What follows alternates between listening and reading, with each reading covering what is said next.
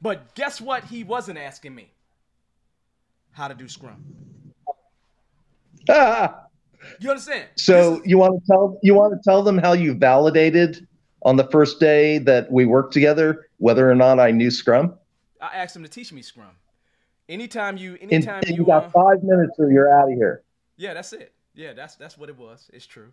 I'm dogmatic like that. So if you ever had an opportunity to work with me, I will sit with you and I will say, look, here's the board right here.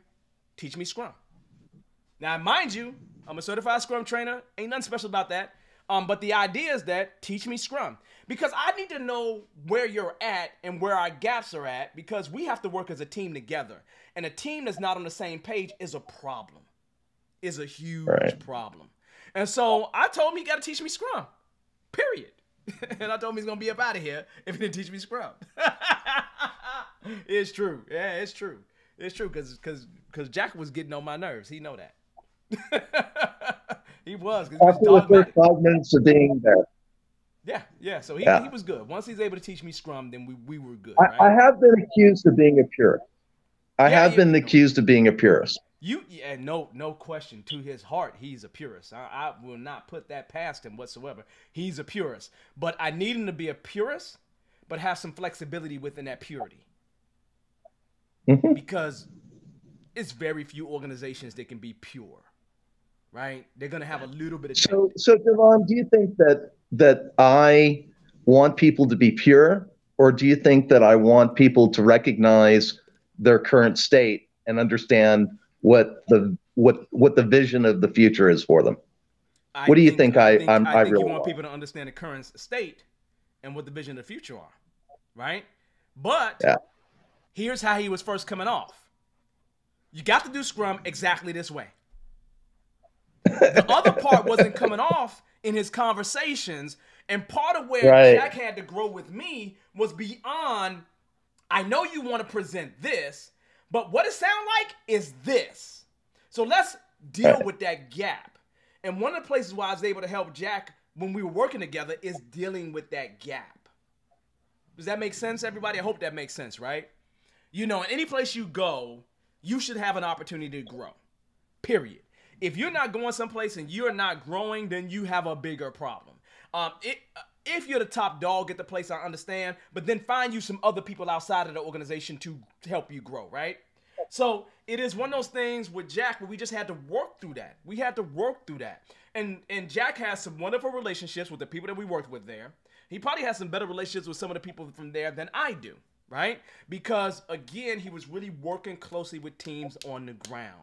I was dealing with a lot of the trying to deal with the executive thing and trying to, have cover fire for them and everything else while they were on the ground making sure the teams are being as effective as they can be. Even though we ran into hiccups and ultimately what happened wasn't our fault, but we did the best that we could in that situation.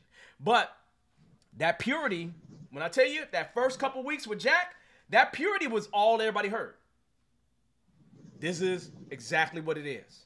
This is the way you got to do it. This is exactly the way you need to do it at this particular time in this particular place. And we had to get them past that, right? So a good mentor is going to help you with that, right? But a good mentor won't just help you with the basics. The good mentor is going to help you actually make you better in terms of this whole thing. So you can help other people. And right now, I would say for sure, Jack has helped a whole lot of people along the way. Am I correct, Jack? A couple. A couple. You've helped a whole lot of people, man. I know you have. No question. Don't be humble about it. Truth is truth, right?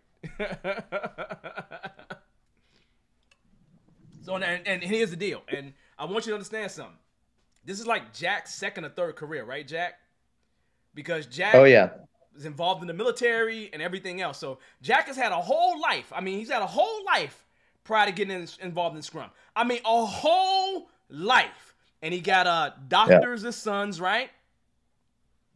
Yeah. So I have a degree in biochemistry. I worked for a chemical company. I worked for an environmental equipment company. I was in technical sales. I was the second employee hired by the company that invented voicemail. Oh wow, that yeah, yeah.